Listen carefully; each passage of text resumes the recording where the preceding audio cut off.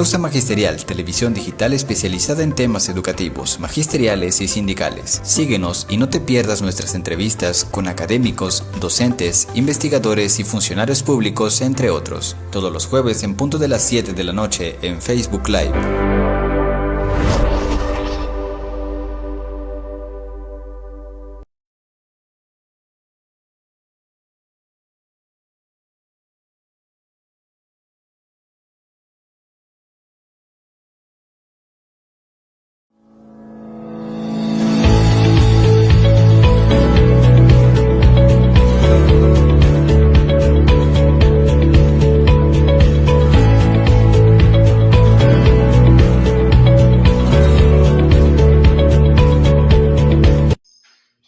¿Qué tal? Muy buenas noches, tengan todos ustedes, estimados maestros y maestras que nos acompañan todos los miércoles en punto de las 6 de la noche, pues continuando con estas reflexiones y estos análisis que nos hemos dado a la tarea en Causa Magisterial para abordar temas del rezago educativo, particularmente el analfabetismo, pues el día de hoy vamos a poner el foco del análisis en el contexto indígena.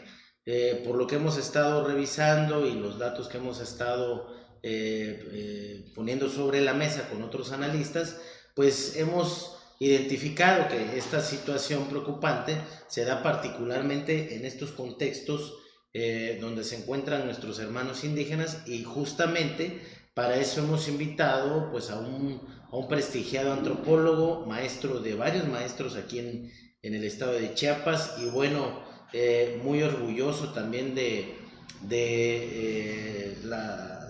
tener este espacio para compartir con él. Y bueno, pues es el maestro antropólogo Jacinto Arias Pérez, con quien vamos a conversar sobre estos temas. Bienvenido, maestro. Muchas gracias.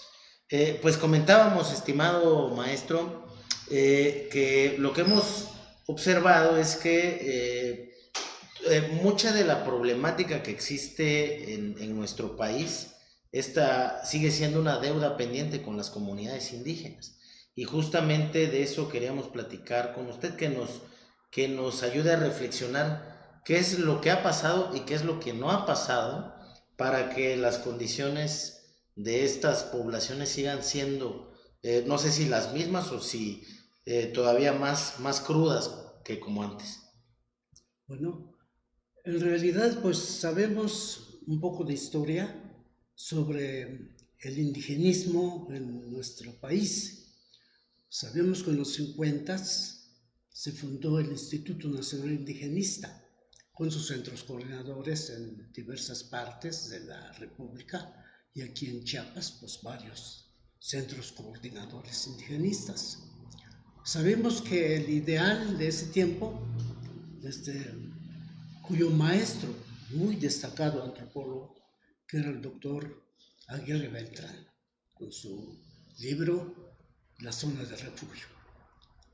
Sabemos que lo que se quería entonces era integrar a los indígenas, no era darle valor a las culturas indígenas, sino más bien era integrar a lo que le llaman a la ciudadanía nacional.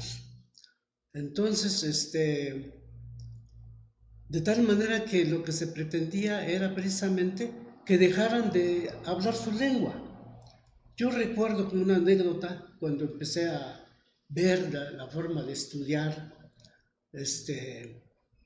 que no se podía hablar la lengua, menos vestir los trajes regionales. Sin embargo, las escuelas que se llaman la escuela indígena, había una dirección, había inspecciones, etcétera, en todo el estado. Era más bien eso, mestizar a los indígenas. Entonces ya tardó 2 décadas principalmente, como al principio de los 70s, hubo un movimiento de estudiosos, sobre todo de antropólogos, liderado por Guillermo Orfil Batalla, con un librito que se llama De eso que llaman antropología. Iba precisamente en contra de eso, de que hay que amestizar a los indígenas. Y se creó lo que le llaman nueva antropología. Entonces, más o menos de eso me inspiré yo, de tal manera que yo escribí un librito que se llama El mundo luminoso de los mayas. Entonces, yo veía que en realidad había que hacer algo por los indígenas, no podía dejarlos así como están. Habría que abrirles un mundo más grande, más amplio, que no fuera nada más, digamos, que permanezcan en su cultura como una cosa incambiable, sino tendría que ser una cosa que tiene que cambiar, no únicamente localmente, sino también con alcances internacionales. Por eso escribí el libro y en sus conclusiones decía: una transformación abierta del pueblo maya, porque era sobre los indígenas mayas. Entonces, la idea era precisamente de que los indígenas se abrieran al mundo, no nada más al mundo mexicano, sino al mundo en general. Así fue cuando me sirvió como inspiración para hacer unos trabajos ya en la realidad. En los 80 empecé a trabajar en el gobierno del estado, lo que fue asuntos indígenas.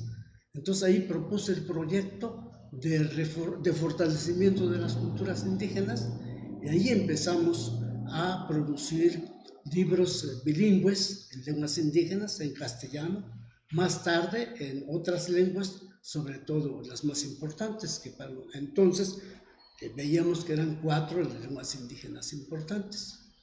La idea de esos trabajos, también se creó el Festival Maya Zoque, que ahora se llama Festival Maya Zoque Chiapaneca, y que se sigue celebrando en diversas comunidades. ¿Cuál era el fin de esto? La finalidad era que para enfrentarse al mundo no indígena, uno tenía que prepararse. ¿Pero cómo? Habría que buscar los medios, los programas adecuados para que los indígenas interiorizaran sus culturas. Por eso los festivales eran, y no sé si sigue siendo, una convivencia durante 4 o 5 días de diversos grupos indígenas de diversos municipios, para que se dieran cuenta de cómo celebran ellos sus fiestas, sus tradiciones, sus relatos, etc. Esa era la idea del Festival Maya Zoque e igual también lo de la literatura. Concientizarse a sí mismo para interiorizar la propia cultura y tener una base de esta manera para enfrentar al mundo exterior. Ahora, maestro, perdón que lo interrumpa, pero a pesar de este tipo de esfuerzos, que han habido muchos personajes en diferentes partes del país que han aportado con esta visión de ser inclusivos con los hermanos indígenas, lo cierto es que en la realidad estos dos mundos de los que habla incluso Bonfil Batalla, de este México profundo y el México mestizo, que incluso no termina también por reconocerse, no ha habido este acoplamiento, o sea, no se ha logrado esta gran meta que se planteó en algún momento el Estado mexicano. ¿Cuáles son, desde su perspectiva, estos factores que han impedido que se hayan articulado y que vivamos en un mismo México? Bueno, México, como dicen, es muy bueno para hacer leyes, principios, lineamientos, y según sé un poco de la educación indígena intercultural, bilingüe se llama ahora para la educación para los indígenas, tiene muy buenos principios, muy buenos lineamientos, pero lo que ha faltado es la práctica. Unas estrategias que deberían ser muy especiales. Yo diría que se hubiera hecho desde el comienzo de la educación indígena un grupo de técnicos que plantearan muy bien qué era lo que se quería, qué era lo que se esperaba de la educación indígena, eso que después se llamó interculturalidad, cómo se puede llegar a alcanzar. Pero no ha habido eso, tanto es así que en la práctica hablaba con un sobrino que es maestro y me decía, hay esto, dice, que hay que enseñarles en su lengua. Y para eso los maestros tendrían que ser hablantes de la lengua de la comunidad en donde van a trabajar. Pero la realidad es otra cosa. A veces se envían maestros que no hablan esa lengua y claro, no pueden hablar, no pueden enseñar, no pueden alcanzar los principios que se requieren según la educación indígena. Entonces ahí ve uno con claridad que el principio está muy bien, pero los medios no están adecuados para alcanzar los fines. Para mí es lo más importante, es lo más crítico de esto.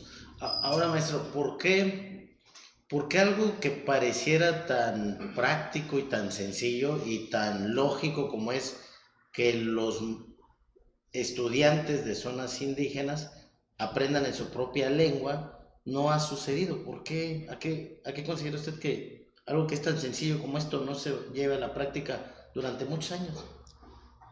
Pues como lo que dije, faltan estrategias. Porque si se manda un maestro que no habla la lengua de su comunidad y sus alumnos, ¿qué se espera entonces? ¿Sí? Eso por una parte. Por la otra, casi se repiten los mismos programas que hay en todo México en las escuelas indígenas.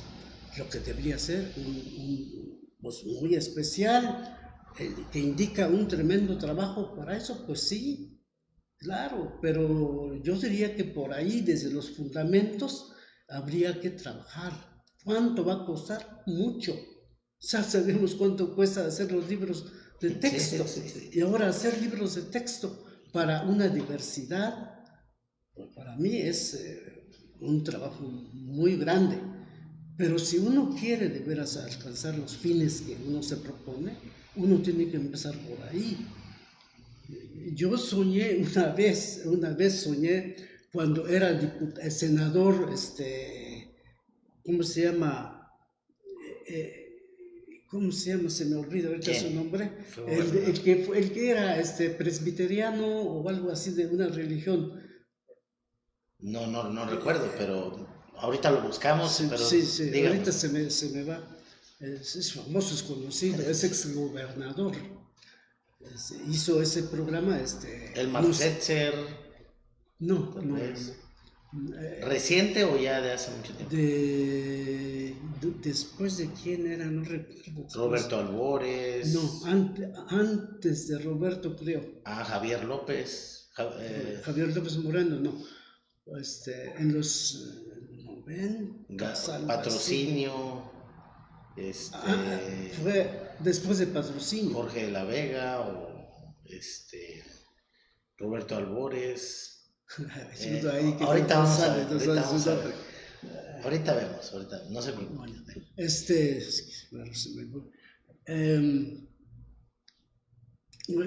¿Qué era lo que propuse? Sí, me decía usted que lo soñó usted una vez a este personaje. Sí, soñé, porque nos invitó a dar exposiciones. ¿Absalón Castellano? No, okay.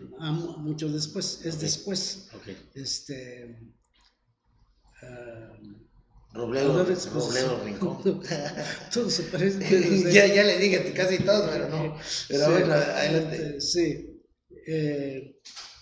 Y invitaba a un grupo de intelectuales, de personas. Entonces yo propuse, que parece una locura, una educación indígena, pero desde el alfabetismo, desde preescolar.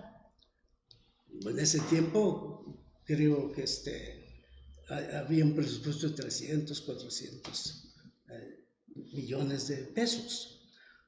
Pero expuse y todo, pero yo me imaginé y vi la reacción de algunos que se imaginaron que era una locura. Era una locura.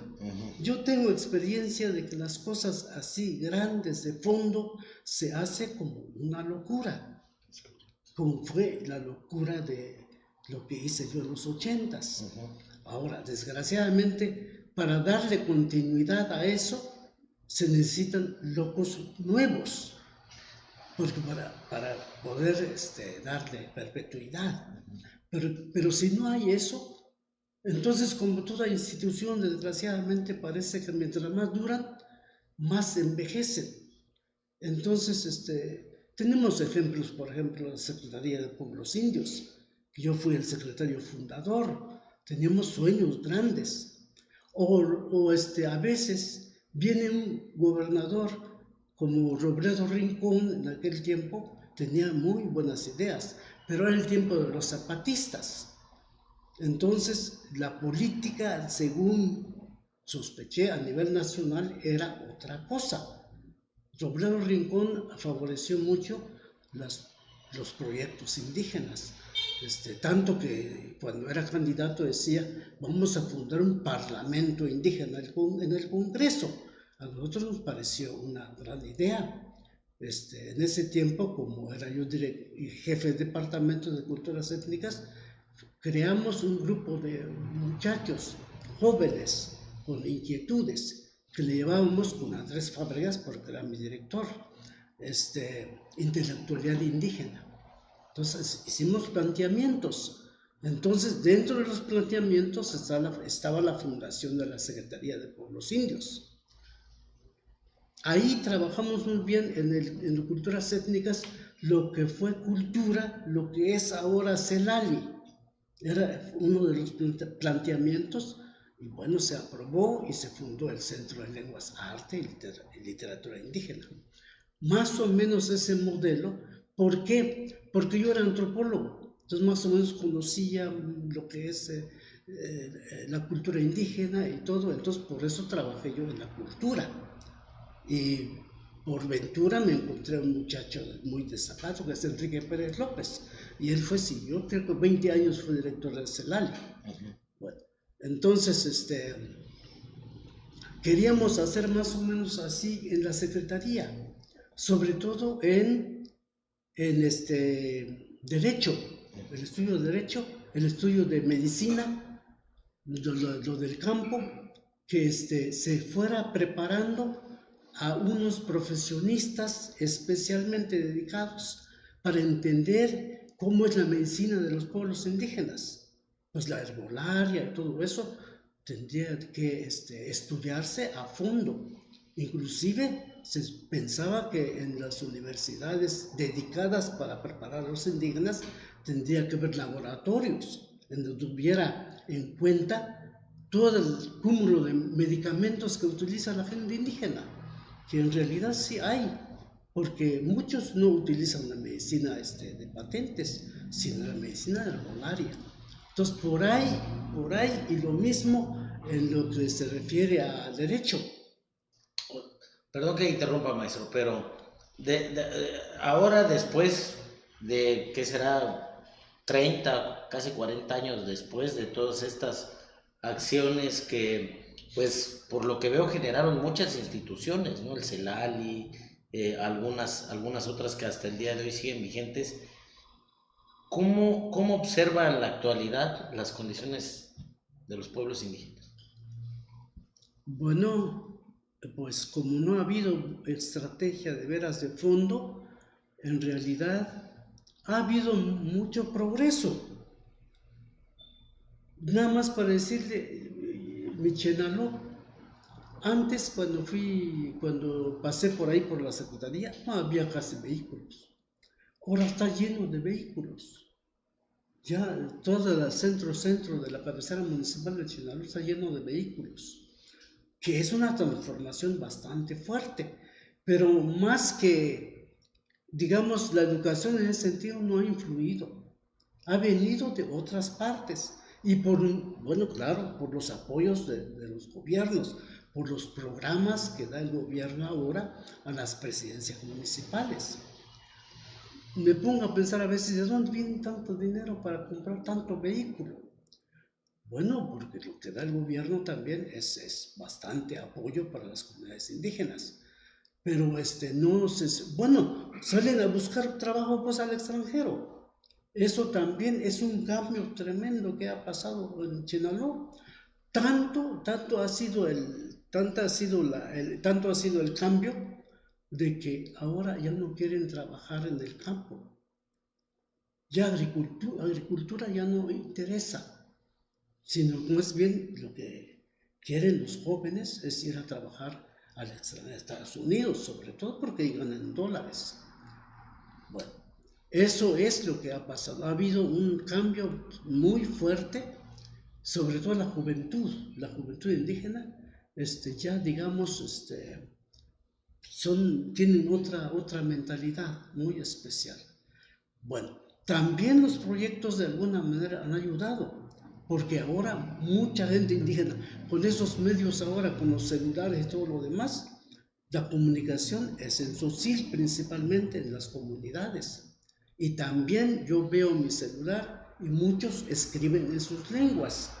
Quiere decir que los medios nuevos han ayudado a ponerse a la altura de los sueños de los indígenas.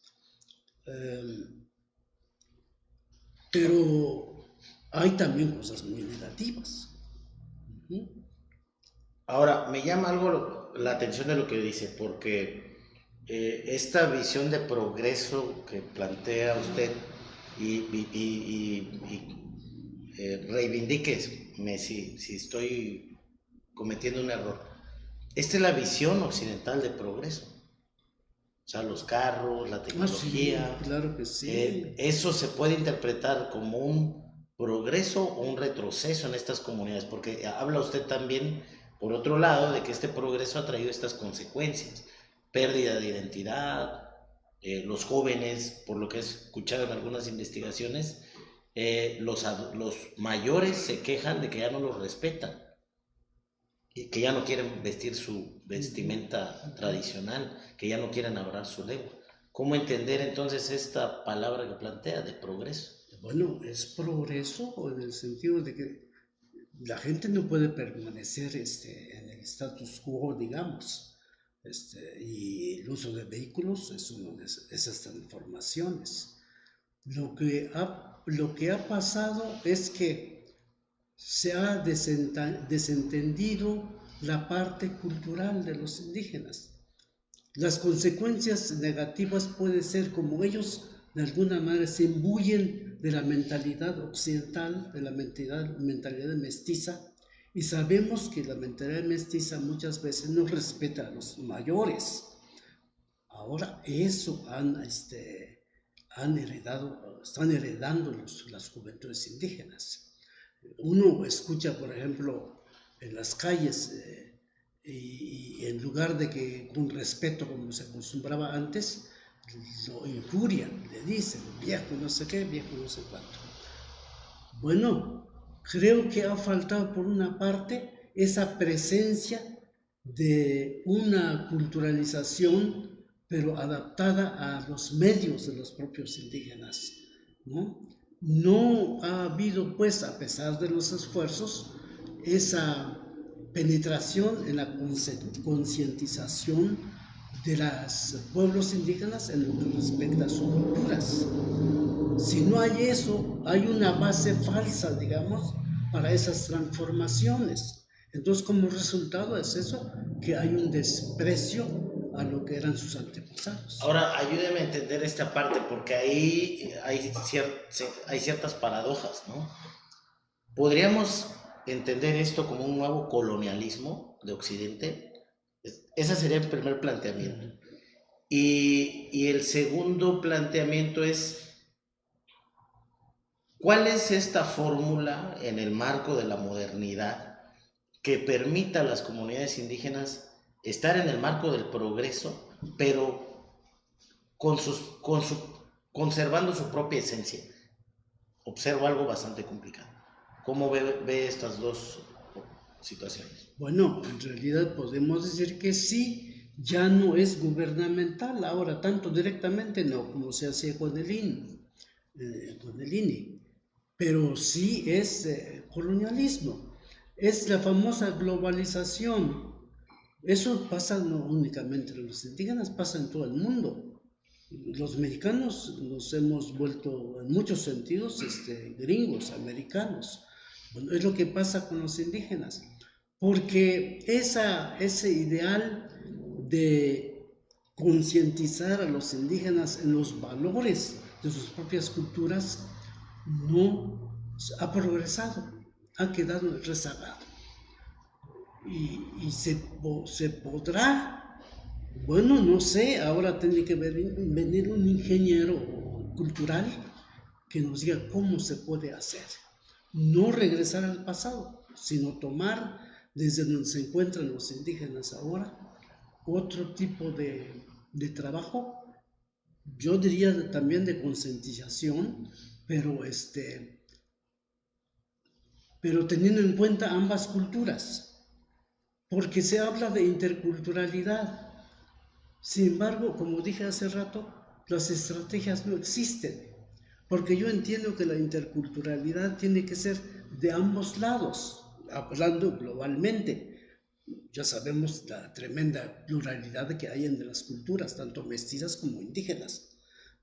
Andrés Fábregas habla muy bien de todo esto, pero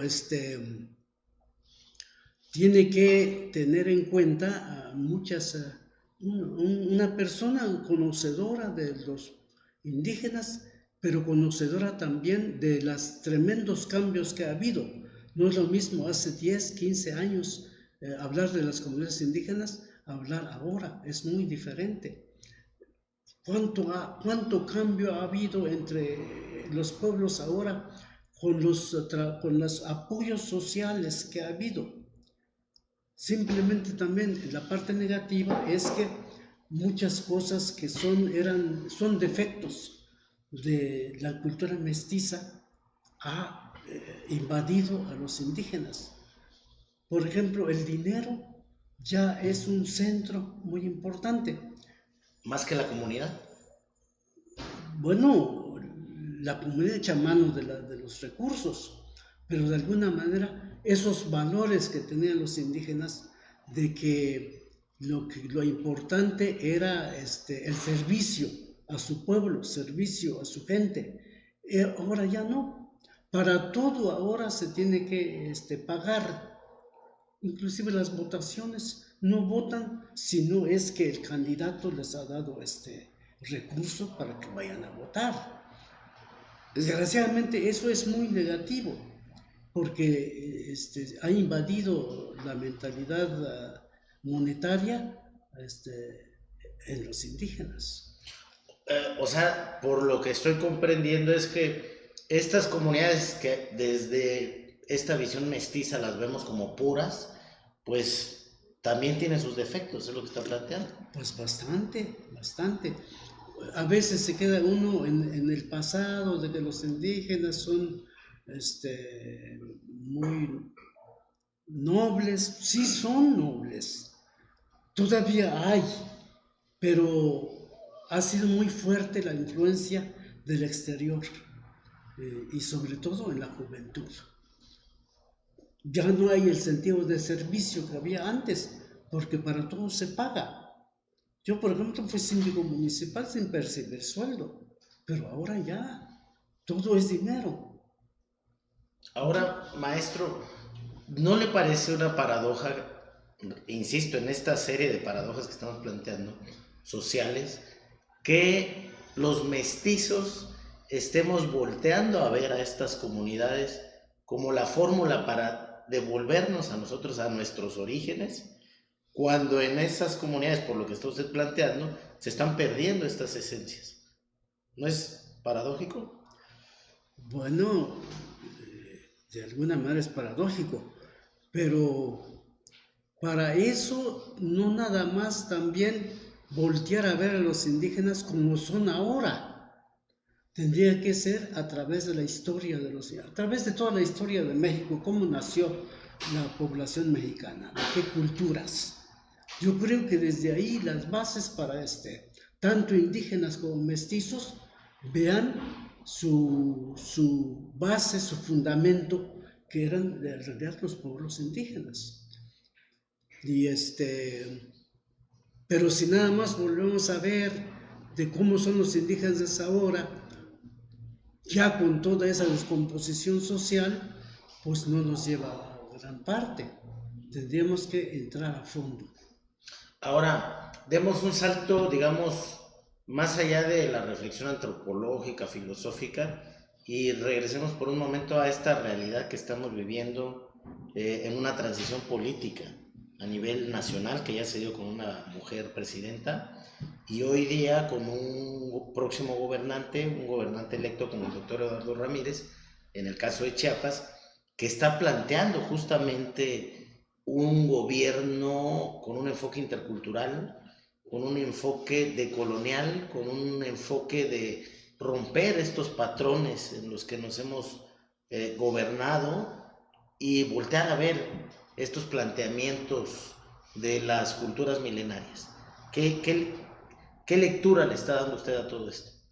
Bueno, me parece muy buena idea, pero como dije hace rato, tenemos a veces muy buenos planteamientos, muy buenos lineamientos para un sueño que uno tiene, pero a veces no somos buenos ingenieros para armar estrategias de cómo se debe hacer eso, porque no es un trabajo fácil, ¿sí?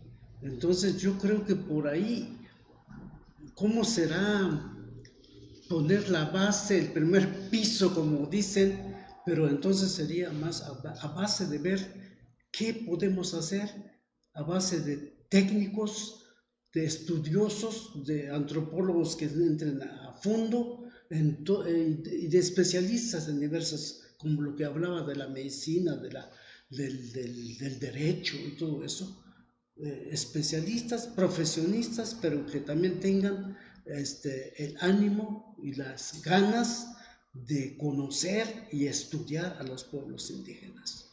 Más bien yo diría muy bueno, pero habría que ver cuáles son las estrategias. Los cómo son los importantes. Si los cómo, y para eso necesita un equipo bien entrenado. Ahora, justo en eso quisiera yo aterrizar con usted. Hablaba usted hace un ratito de que en estos años en los que usted tuvo estas oportunidades de participar en el proyecto de Estado, hablaba de que había una intelectualidad indígena. ¿En la actualidad hay una intelectualidad indígena? Sí, sí hay. Lo único que falta es detectar quiénes son, dónde están. Hay muchos ahora ya. Hay muchos con maestría, doctorado, y maestros de universidades y todo eso. Habría que ver cuáles son sus ideales y escoger dentro de todo ese grupo. Y seguramente que hay políticos también, pero a veces cada quien por su lado. Nadie los ha convocado, los ha reunido para que tengan sus pláticas, intercambien sus ideas y así pues armar un proyecto especial para sus pueblos indígenas, que hay muchas personas que siguen amando mucho a sus pueblos, pero les faltan nuevos alicientes. Los viejos como somos nosotros, como Margarito Ruiz, como un tal Hernández de Margaritas, Roselia todavía sigue, creo que ha sido diputada, pero cada quien por su lado. No hay ningún cuerpo de intelectuales indígenas que retomen aquellos sueños que tuvieron en su juventud y que ahora están dispersos. Ahora, este tipo de ejercicios, por ejemplo, que me parece muy interesante explorar este cuerpo de intelectuales indígenas, ¿los ha observado usted en algún momento en Oaxaca, en Guerrero, en estas zonas del sureste donde están asentadas las comunidades indígenas, o es algo sui generis de aquí de Chiapas? Bueno, es en todas partes. Cuando estuve en mis tiempos, ¿verdad? Con Natalio estuvimos platicando, estuvimos trabajando bastante. Fuimos fundadores de lo que es escritores indígenas a nivel nacional. Luego creamos para un grupo de indígenas una serie de reuniones que le llamas experiencias indígenas, y nos reuníamos en México, convocados por Natalio, en donde expresábamos nuestras ideas, nuestros sueños en las diversas partes, Oaxaca, Guerrero, Chiapas, de muchas partes de la zona norte, los yaquis, los tauramaras, ¿cómo se llama? Tarahumaras. Ahí nos juntábamos, decíamos, pero no se le dio continuidad, ahí quedó. Nada más también porque nunca escribimos algo como especie de diario de lo que planteábamos. Ha faltado siempre una cabeza a nivel estatal, a nivel nacional, a diversos niveles, para que algo de eso suceda. Ahora maestro, ya en esta recta final de la charla, es compatible, lo pongo en contexto. El proyecto educativo de la nueva escuela mexicana ha planteado esta idea de un retorno al origen, un retorno a lo comunitario, sobre la base del pensamiento indígena, de la filosofía indígena. ¿Qué tan compatible es que este ideario, estos pensamientos que son natos de las comunidades, que así viven ellos, se instale en estas poblaciones urbanas, mestizas? ¿Es viable esto?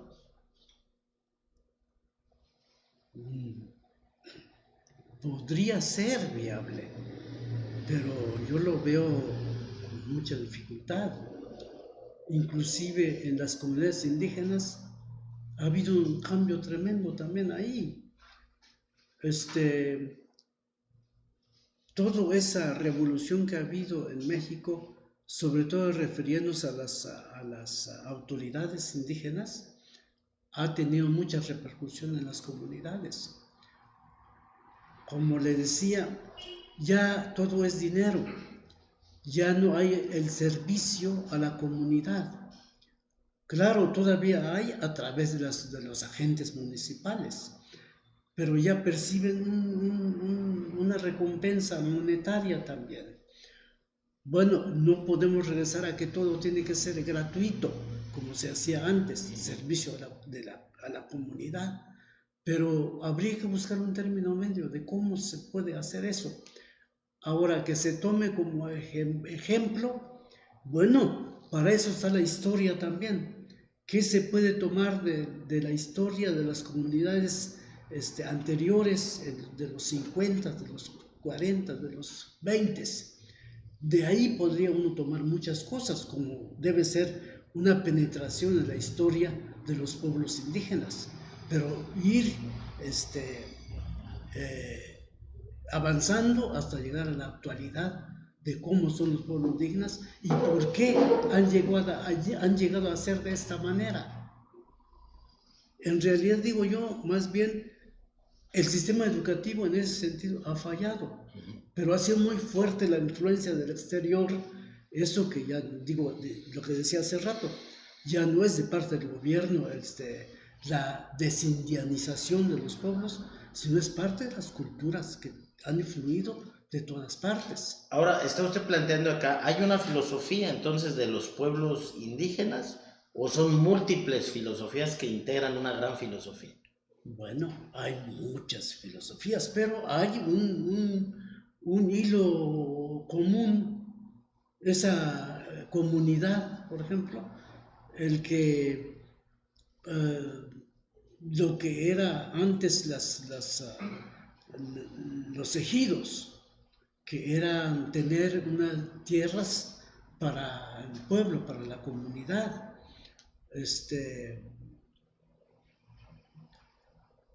es algo que expresaba la cultura indígena.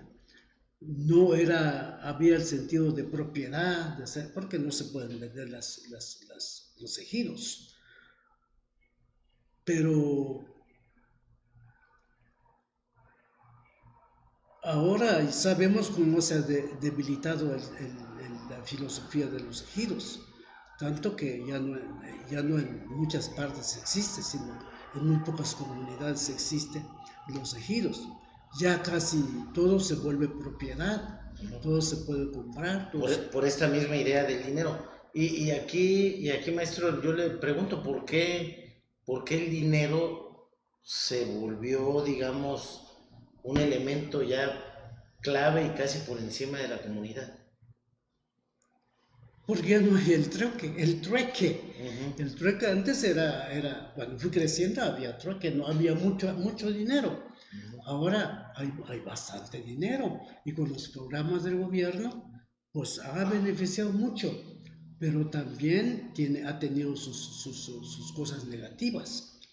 Nada más para mencionarle lo que conozco de mi pueblo, ahora hay programas de parte del municipio que se llama vivienda, programa de vivienda. Sí. Bueno, no es que se le dé dinero nada más a las personas que no tienen vivienda.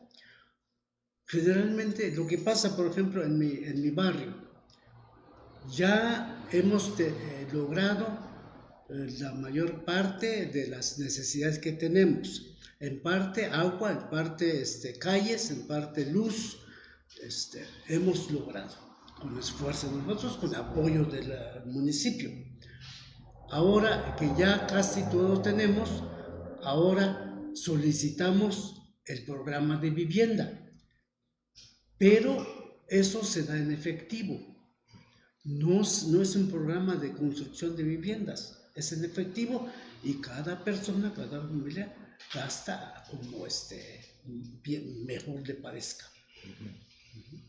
Sí, así ahora sobre esta base, perdón que me extienda un poquito, pero le quiero hacer 2 o 3 preguntas más.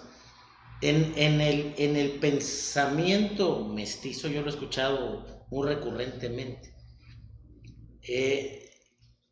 van orientados hacia a esa lógica del dinero, que dicen, es que ya las comunidades ya se acostumbraron a que todo es pago, que no hacen nada si no les dan dinero, y que todo es en función de las becas y todo, y se percibe como que fuera un gasto y no una inversión lo que se está haciendo ahí. La primera pregunta es si es esto válido, si es este pensamiento mestizo es válido por lo que me está usted diciendo. Y el segundo punto es, he escuchado también otro argumento que va orientado al decir, es que si los indígenas van a estar recibiendo dinero y van a estar siendo beneficiarios también sociales, entonces tienen que asirse a la Constitución, a las leyes que todos observamos, por el tema de los usos y costumbres, que en algunos momentos es muy agresivo para la mujer en estas comunidades, y que desde este lado del mundo, digamos, se percibe mal, pues, ¿no?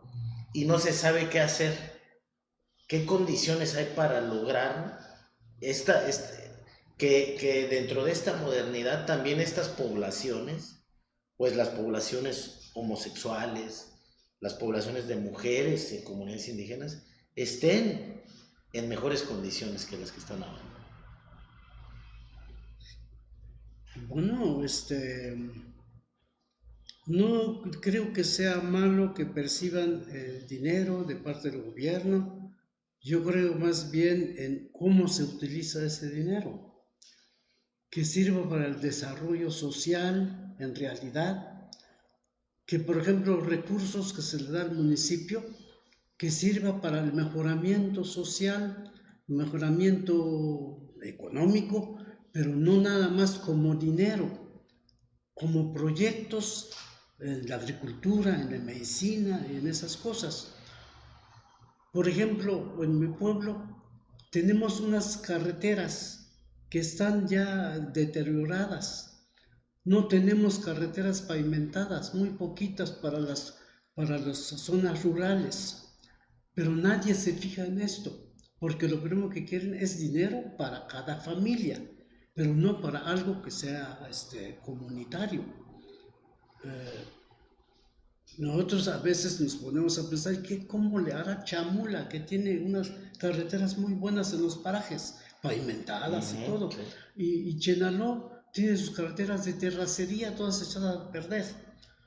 Pero nadie, por ejemplo, ninguna comunidad dice, o el grupo de agentes municipales, que son 138, dijeran, es que queremos ahora un programa diferente de apoyo, que no sea para cada familia, que gaste cada familia esos recursos que da el gobierno a través de la presidencia municipal, que sea para proyectos de mejoramiento de agua, de diversas cosas, de salud, de carreteras, etcétera.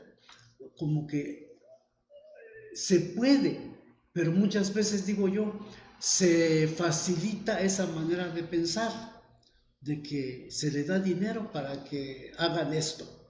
Son muy buenas las becas, de que se apoya a los estudiantes para que estudien, pero desgraciadamente o hay poca supervisión, a veces reciben su beca y no estudian. Yo practicaba con la Universidad Benito Juárez, de ahí con la directora, y me decía, algunos reciben sus becas, pero no se presentan a las clases. No sé si falta mayor estrategia de control, de supervisión, para que de veras se utilicen los recursos que se dan para las finalidades que se persiguen. ¿O qué tal conciencia de cambio en las comunidades indígenas? ¿Existe esta conciencia?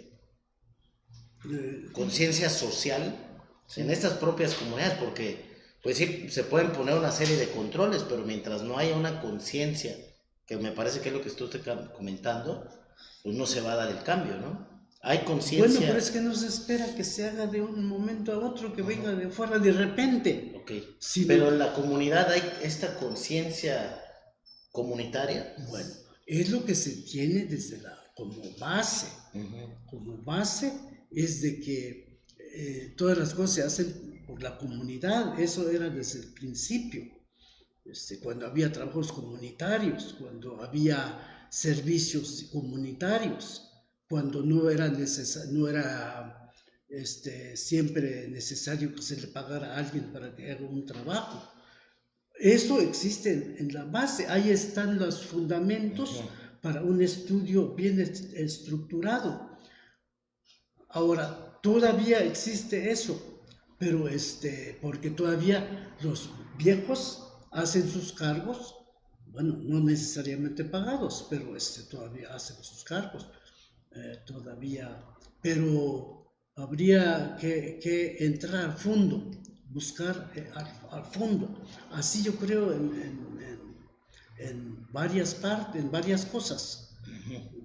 No de repente están así, de por sí han sido así, ¿cómo eran antes? ¿Y por qué han llegado a esta situación? Y la última pregunta, maestro, este tema de los usos y costumbres versus estos derechos humanos. ¿Qué hacer ahí? Bueno, primero habría que ver cómo son esos usos y costumbres. Porque pienso yo, veo que depende quién diga eso.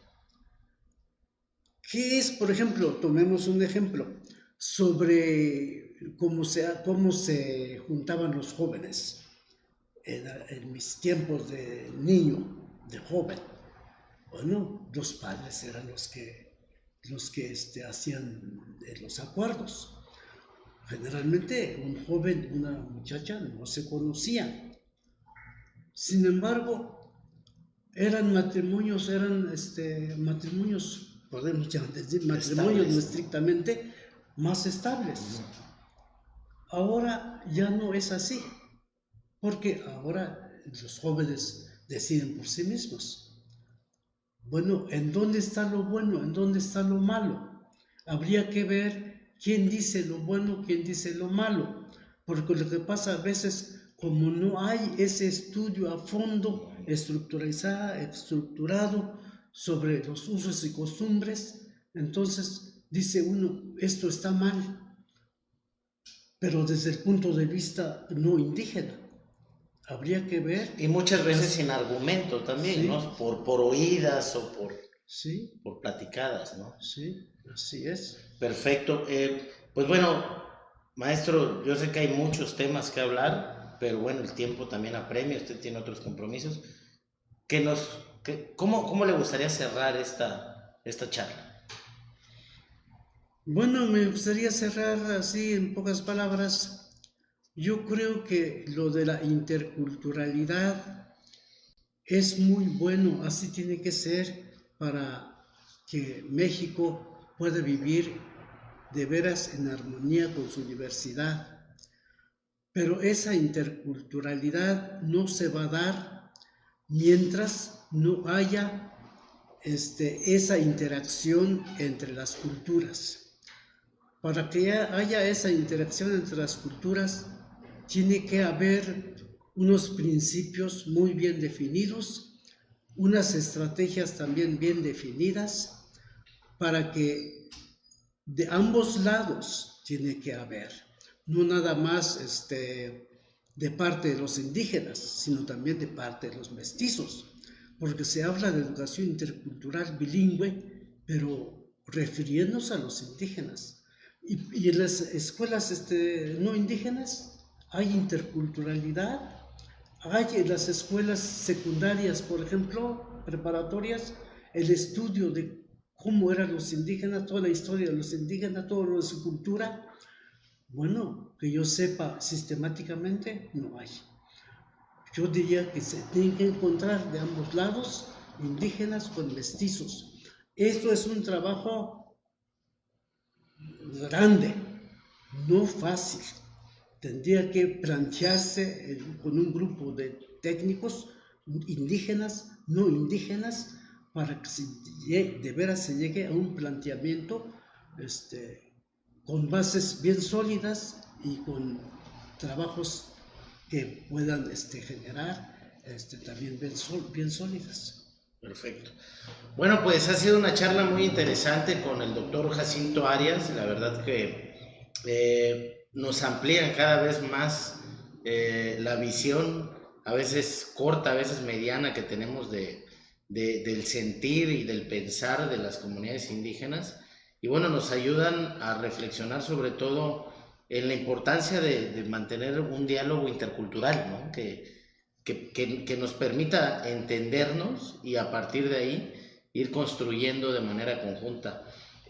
Ha sido un placer, estimado doctor, tenerlo en este espacio. Y bueno, agradecerles también a todos y todas las maestras que se dieron la oportunidad de estar escuchando esta conversación. Y les invito a que repliquen, a que comenten. Es importante que estemos en esta misma sintonía, sobre todo como profesoras y profesores, lo que implica esta educación con un enfoque intercultural. Y bueno, vamos a seguir reflexionando sobre este interesante tema y bueno, esperamos que no sea la última vez que tengamos por aquí en este espacio el doctor Jacinto Arias. Muchas gracias. A ustedes. Y muchas gracias también a ustedes, compañeros.